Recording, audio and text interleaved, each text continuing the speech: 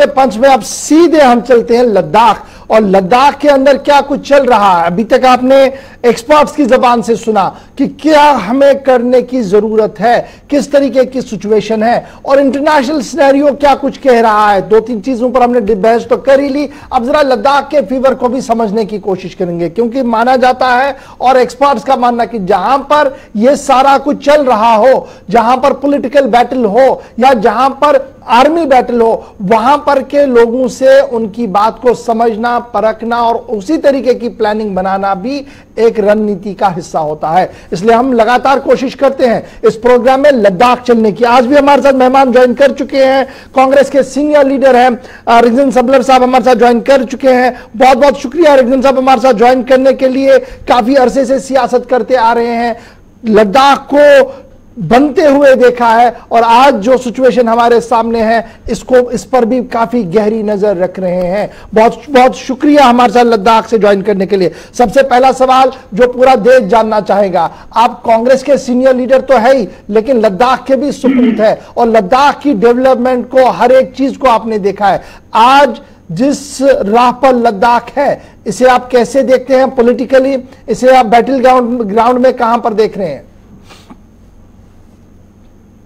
शुक्रिया गौहर साहब,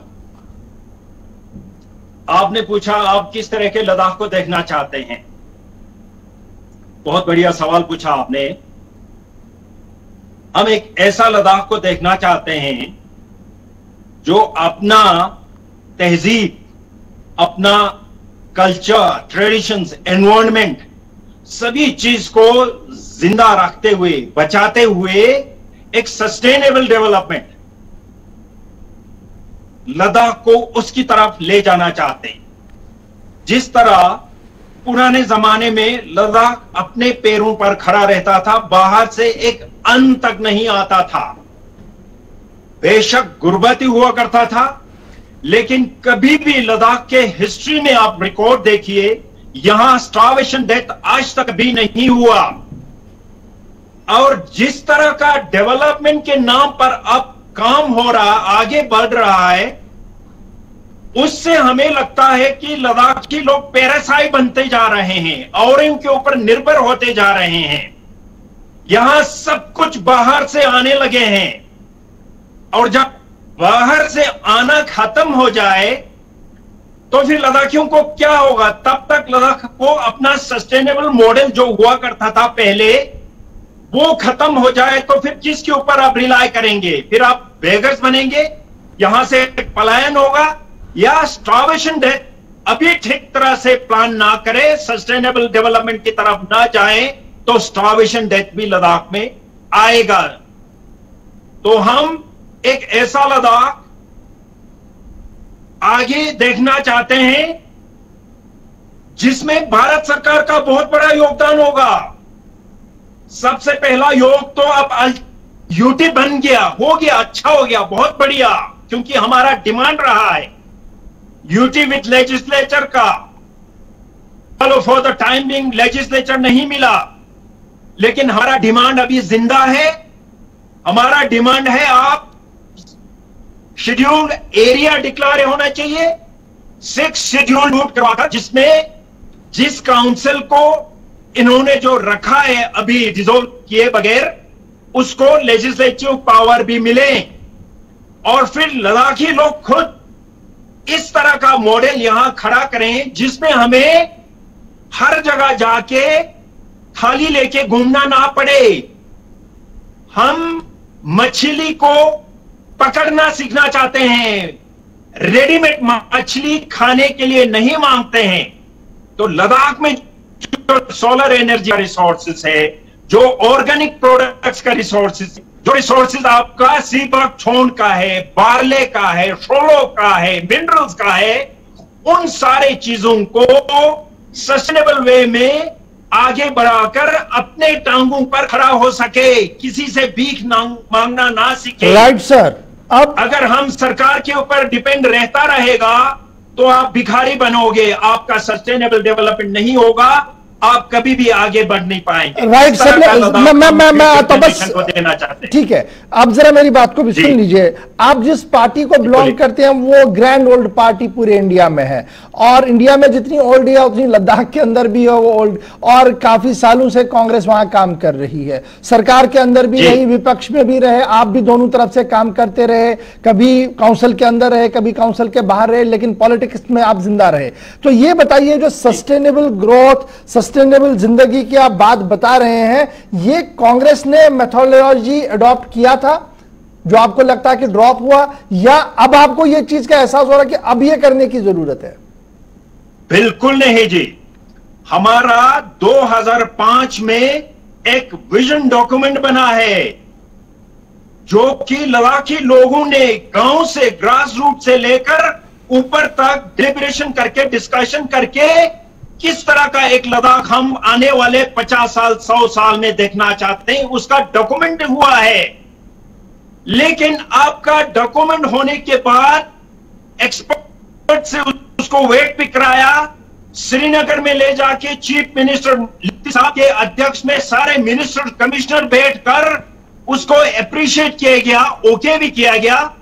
prime minister के ऑफिस में गया, मनमोहन सिंह जी यहां लेकर आए थे उस विजन डॉक्यूमेंट को, और उन्होंने पब्लिकली डिक्लेयर किया था कि आप लोग एक डिस्ट्रिक्ट हो, आपके पास एक विजन डॉक्यूमेंट है, पूरे देश में स्टेट के पास विजन डॉक्यूमेंट नहीं है। मैं बहुत खुश हो गया, आपने एजुकेशन और एग्रीकल्चर डेवलपमेंट को प्रायोरिटी पर रखा है। उसी समय वहां पर उन्होंने 10 करोड़ हमें सैंक्शन करके दे दिया उसी समय पर। लेकिन विजन अकेले से जब तक आपके पास रिसोर्सेज ना हो आप उसको आगे नहीं बढ़ा सकते हो। उसके लिए हमने एक रोड मैप भी बनाया, रोड मैप बना के उसका हिज होलीनेस के द्वारा अनवेल भी करवाया था, प्लानिंग कमीशन में लेकर भी गए थे। लेकिन क्योंकि हम लोग जे&के स्टेट के अंदर थे तो कभी हमें एलोकेशन नहीं मिला प्लान। जिस तरह एक डिस्ट्रिक्ट को एलोकेशन दिया जाता था हर साल का, वही एलोकेशन मिला। तो आगे आपको अपने विजन को इंप्लीमेंट करने के लिए, ग्राउंड पर बिठाने के लिए पैसा ना हो तो नहीं कराया जा सकता है। अब बदले हुए स्थिति में मैं उम्मीद करता हूं कि यूटी के अंदर रिसोर्सेज का कोई कमी नहीं है। कहा जाता है विजन डॉक्यूमेंट को रीलुक हो रहा है, उसी को बेस कर लद्दाख को एक सस्टेनेबल डेवलपमेंट की तरफ ले जाने की आवश्यकता है, बहुत जरूरी है। बिल्कुल, ये अच्छी बात है कि आप मान रहे हैं कि क्या कुछ हुआ, कैसे चल रहा है और आगे क्या कुछ करने की जरूरत है। अब जरा, क्योंकि आप बेसिकली उस एरिया को बिलोंग करते हैं जो बॉर्डर के बिल्कुल पास में है, आप पब्लिक लाइफ में है तो लोग आपसे मिलते भी है। जो अभी हमारा चाइना वाला पार्ट है, जिस तरीके से हमारी फोर्सेस आईबॉल टू आईबॉल पर है, डिप्लॉयमेंट हर तरफ से की जा रही है, हर एक हाई अलर्ट पर है, लद्दाख की अवाम क्या कुछ सोच रही है, लद्दाख के अवाम के मन में क्या कुछ है? देखिए गौहर साहब, मैं एक लद्दाखी की तरह और एक पक्का हिंदुस्तानी की तरह बात करूंगा। मुझे कोई पॉलिटिक्स से इस बारे में, इस इश्यू पर लेना देना नहीं है। राइट, मेरा देश सबसे महान है, बाकी सारा पॉलिटिक्स बढ़ में जाए, ना कांग्रेस का ना बीजेपी का। जो हकीकत है, जो सच्चाई है, वो सबके सामने आना पड़ेगा, लाना पड़ेगा। और उसके लिए मैं जैसा एक आदमी जो कि 2 बार चेयरमैन हिल काउंसिल का रह चुका हूं, इस बॉर्डर्स को बहुत बार चप्पा चप्पा मैंने घुमा है, जाना है, लोगों से बात किया है। मैंने अपने आंखों से हमारे जमीन को चाइना इंट्रोच करते हुए, इंट्रूड करते हुए, खाते हुए देखा है आज तक। तो मैं सही बात करूंगा, इसमें मैं गुमराह करने वाली, झूठ करने वाली बात नहीं करूंगा। ये आज की बात नहीं है। चाइना हमारा जमीन 62 के बाद लगातार खाते जा रहे हैं, इंट्रूड होता जा रहा है। फिर आप पूछेंगे आप तो सत्ता में था, आपने क्यों नहीं कहा? देखिए, जहां तक ये वाला इश्यू है, ये एक नेशनल इश्यू है, बहुत सीरियस मैटर है। फ्रॉम टाइम टू टाइम मैं इन चीजों को लोकल लेवल पर army authorities, core commander, northern command, chief of the staff, यहां तक कि डिफेंस मिनिस्टर के नोटिस में लाता रहा हूं, क्योंकि यह एक ऐसा इश्यू है जिसको पब्लिकली आप डिस्कस नहीं कर सकते हो। बिल्कुल, जो चाइना इंट्रूड करते जा रहे हैं, एक गोली चलाए बगैर हमारा जमीन खाता जा रहा है, अभी भी खा रहा हुआ है, बैठा हुआ है। पहले सरकार में भी, अभी के सरकार में भी ये जाता रहा। आप एक दूसरे को दोष देता रहोगे, जमीन तो भारत का गया ना, बिल्कुल। तो बीजेपी और कांग्रेस का क्या जाता है? राइट सर, हम लोग बहुत चिंतित है, लद्दाखी लोग बहुत चिंतित है, पानी गले तक आ चुका है। सारे लद्दाखी आप सच बोल रहे हैं, झूठ नहीं बोलेंगे।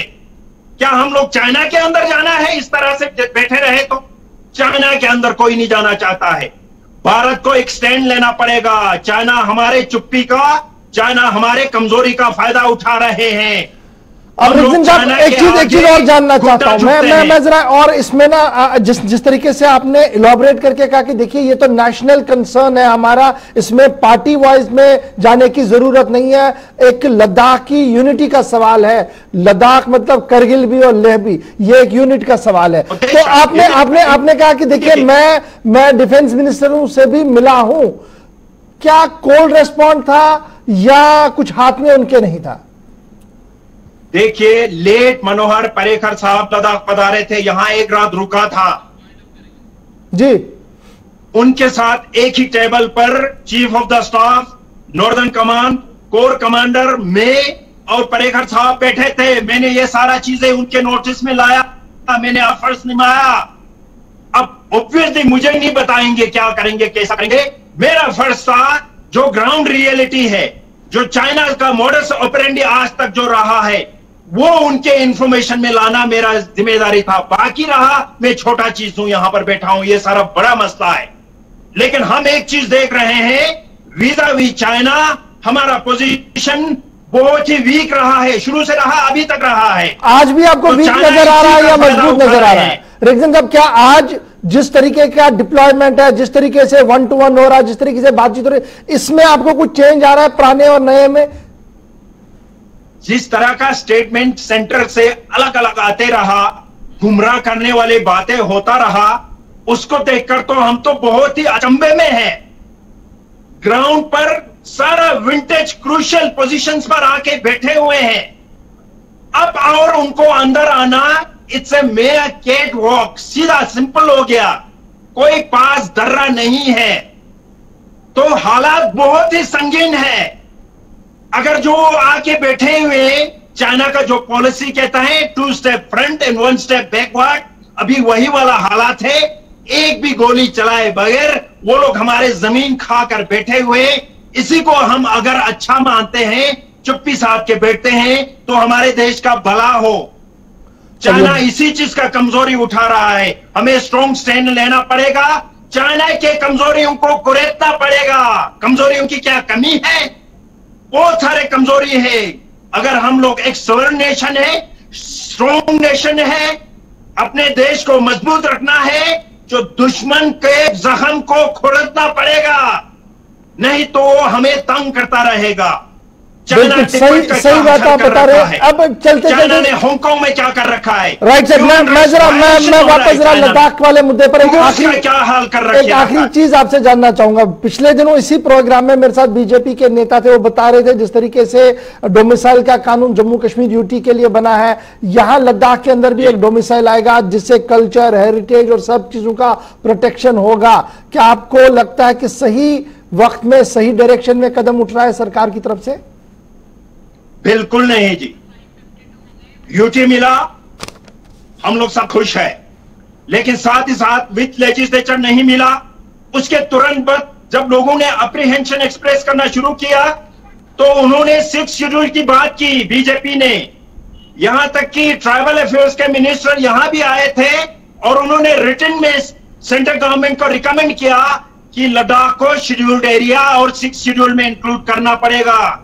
पूरे हिंदुस्तान में सबसे डिजर्विंग केस लद्दाख का बनता है।